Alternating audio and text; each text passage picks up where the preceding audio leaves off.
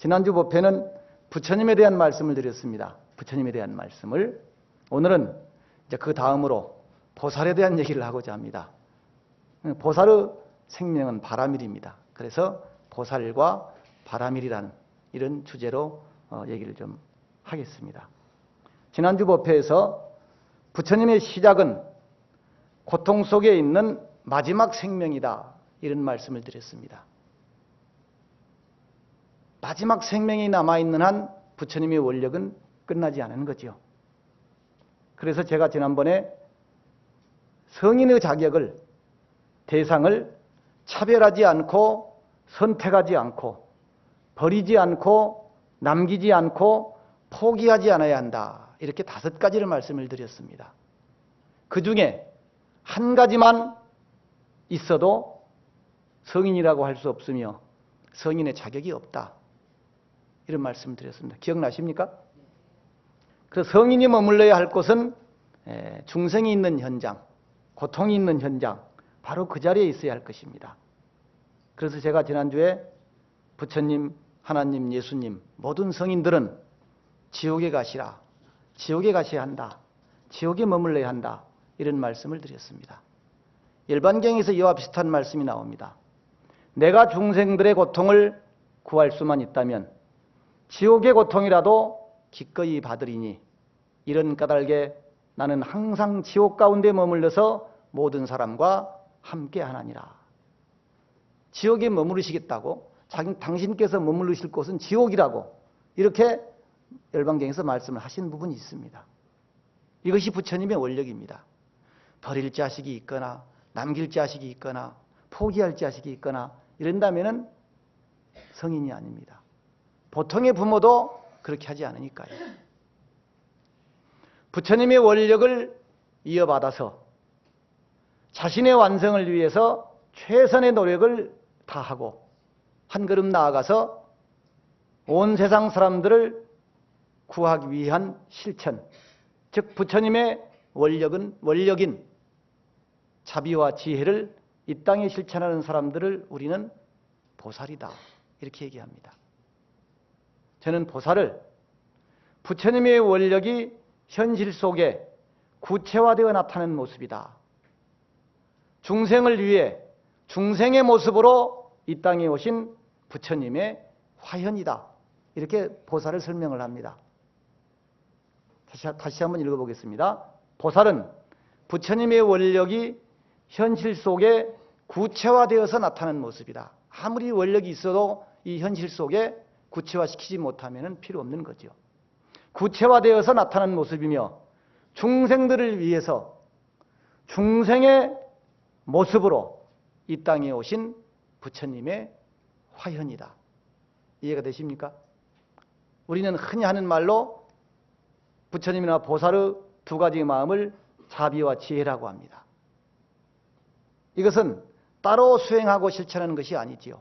마치 수레의 2바퀴, 새의 2날개와 같아서 동시에 실천해야 하는 것입니다. 그러니 이것 따로 하고 저것 따로 한다면 이미 그때는 잘못되어 있는 거죠. 저는 보살이라고 하는 이 말을 머릿속에 떠올리거나 듣기만 해도 그것은 기쁨의 대상이어야 됩니다. 희망의 대상이어야 합니다.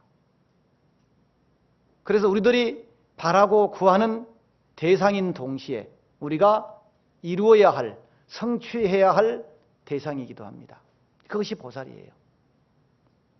제가 지난번에 부처님이 영원한 현재 진행형이다 그랬는데 보살 역시 마찬가지입니다.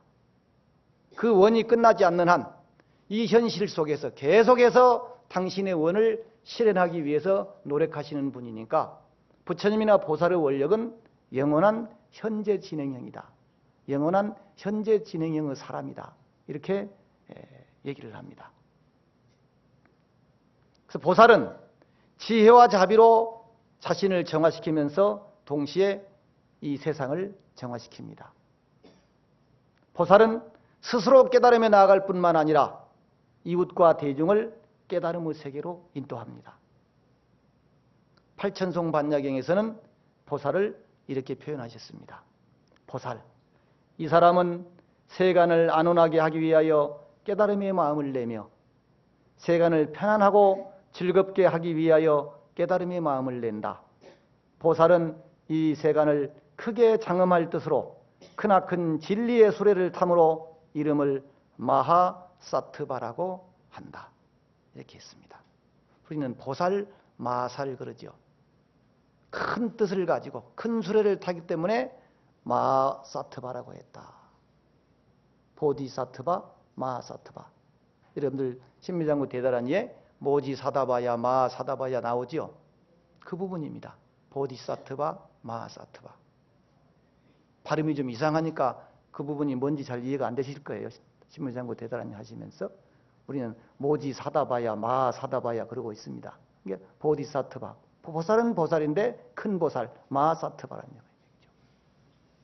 저는 보살을 설명하면서 쉽게 이렇게 설명합니다. 일반인들이 보살이라는 말을 이해를 잘 못해요. 그러니까 보살은 넓을 보자는 다 알아요. 그러니까 보살은 널리 살자는 한글로 설명해서 살피는 사람이다. 널리 보살펴주는 사람이다. 그럼 쉽지요? 널리 살피는 사람이다. 중생을 널리 살피는, 널리 보살피는 사람이다.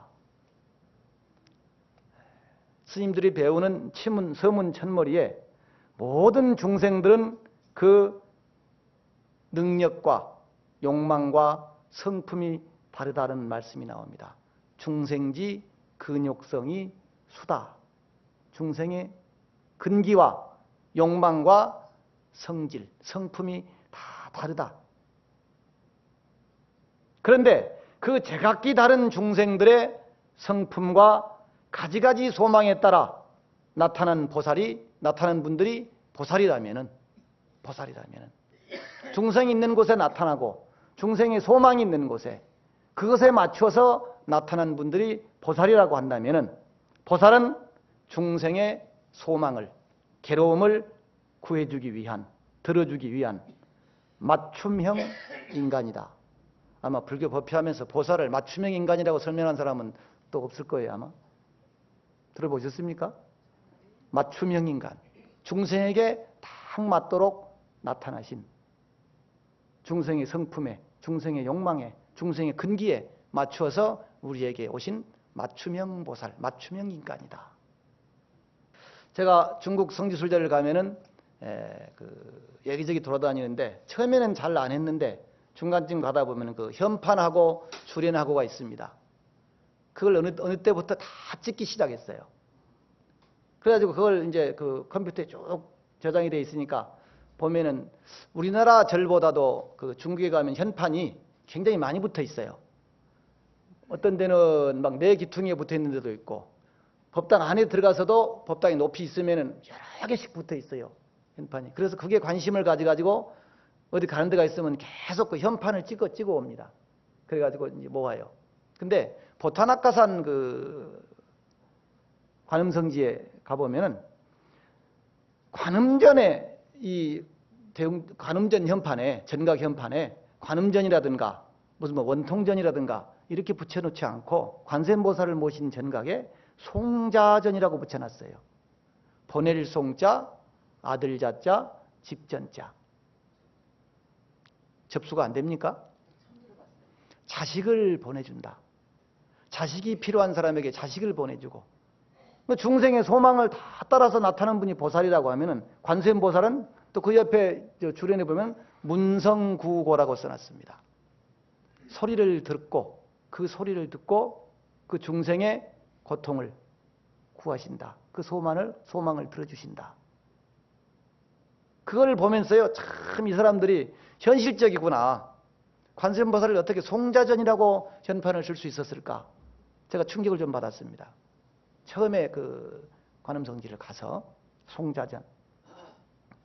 자식을 원하면 자식을 점주해주고 재물을 원하면 재물을 점주해주고 괴로움이 있으면 괴로움을 구제해주고 중생이 다 소망이 다르니까 보살도 다르게 나타나는 거예요. 그 배가 다 달라요. 저는 기도를 배에 올라타는 작업이라고 저는 그렇게 설명을 합니다. 관세음보살의 배, 지장보살의 배, 문수보살의 배, 보현보살의 배. 왜냐? 원력이 다르니까 우리는 그 배, 원력이 다른 각각의 다른 배에 올라타는 거예요. 한꺼번에 올라탈 수가 없어요. 그래서 그 원력의 배에 우리가 동승하는 작업이 바로 기도다. 이렇게 얘기합니다. 기도다.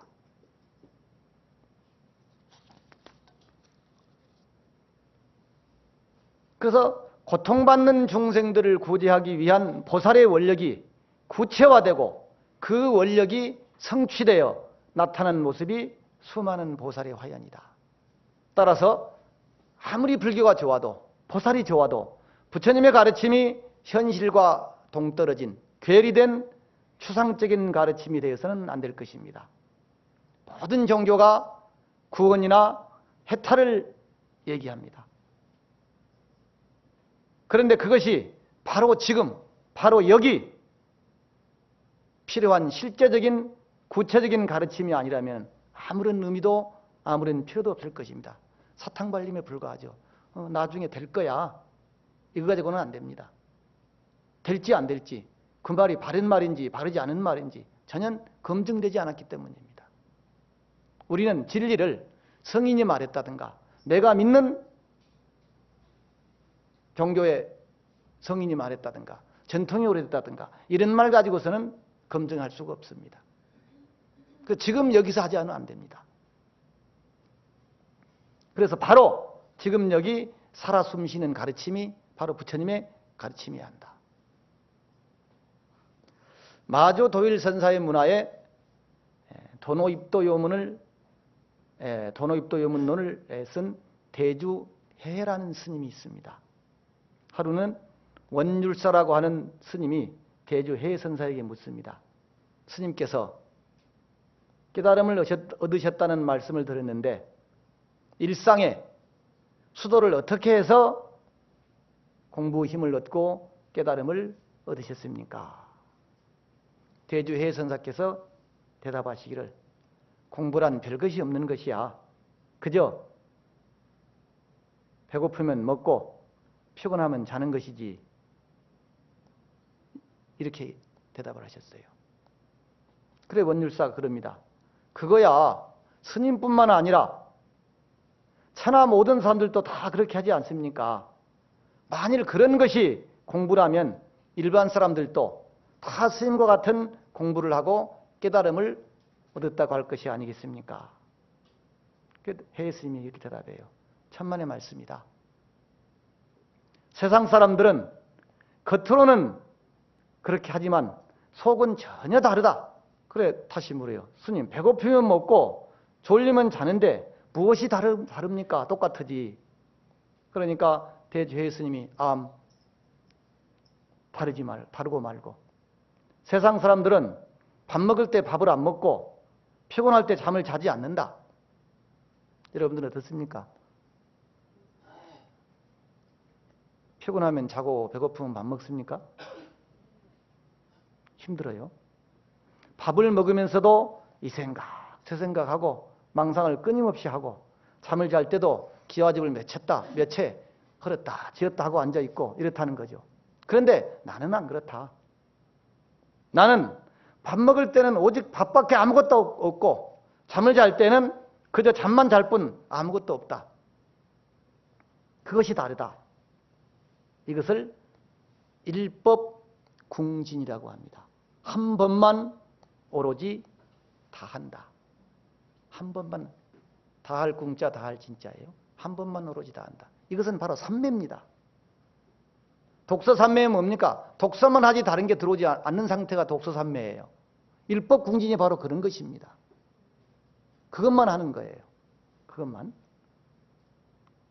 제가 요즘에 어디 법문을 자주 다니는데 저한테 수행이 무엇입니까? 하고 저한테 누가 물은다면 저는 한마디로 관리가 수행이다. 이렇게 얘기를 합니다.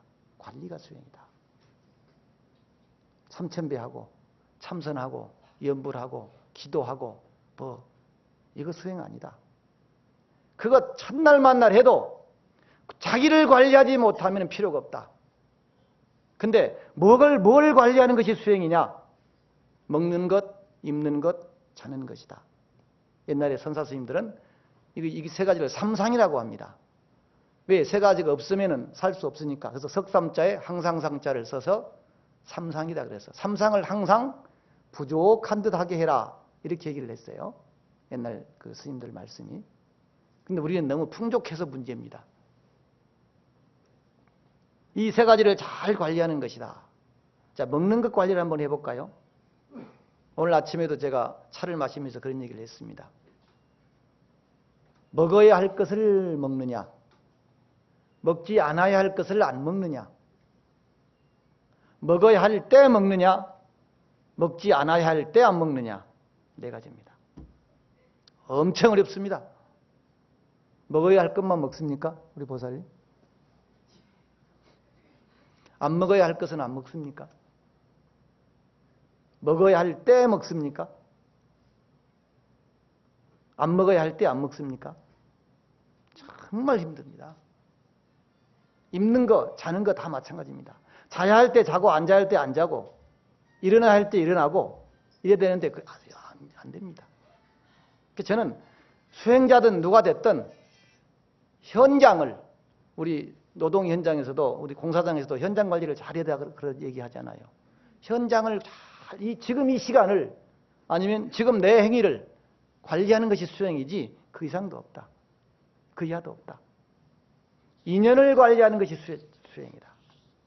사람도 인연이고 물건도 인연이고 이 자연도 인연이고 내 주변에 나하고 부딪히는 모든 존재는 인연입니다. 그래서 먹는 것, 입는 것, 자는 것 거기에 시간과 인연을 관리하는 것이 수행이다. 이렇게 얘기합니다. 근데 그 얘기가 제가 하면서도 절실하게 긍정이 됩니다. 스님들이 40년, 50년을 중노릇을 해도 마찬가지고 결국은 뭡니까? 깨달음이라고 하는 것이 저 형이상학적인 현실과 관계가 없는 그런 깨달음이라고 한다면 아무 소용이 없다는 거죠. 매일 정해진 시간에 책상에 앉는 소설가가 불후의 명작을 쓰고 매일 정해진 시간에 책상에 앉는 작곡가가 위대한 작품을 만든다. 이런 글을 읽었습니다. 또 시간을 관리를 잘해야 되고 아무리 수행을 잘해도 일상을 관리하지 못한다면 인연을 관리하지 못한다면 아무 소용이 없다. 그런데 욕심과 망상이 많고 관리가 제대로 안 되니까 수행하고는 거리가 멀지요.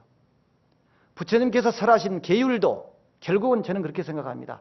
일상을, 우리의 삶을 바르게 관리하기 위한 방편이 아니겠느냐. 뭘 하지 말아라가 아니고 그렇게 하기 위해서 이렇게 해야만이 관리가 잘 된다. 저는 그렇게 이해를 하고 싶습니다. 도인무몽이라는 말이 있어요. 도인무몽. 도인에게는 꿈이 없다. 없을 무자 꿈몽자입니다. 도인에게는 꿈이 없다. 망상이 없다는 얘기예요. 잘못된 생각이 없다는 얘기예요. 암주 스님이 주련에 걸어놓고 경책하신 글에 밤에 꿈이 있는 사람은 들어오지 말고 입에 혀가 없는 사람만 마땅히 이곳에 머물지니라. 이런 개송을 걸어놓고 찾아오는 사람들을 경책을 했다고 합니다. 야 유몽자 불입이요. 밤에 꿈이 있는 놈은 여기 들어오지 말고 구 무설자 당주하라. 입에 혀가 없는 놈만 그런 사람들만 여기에 살 자격이 있다. 이게 입에 혀가 없으면 어떻습니까?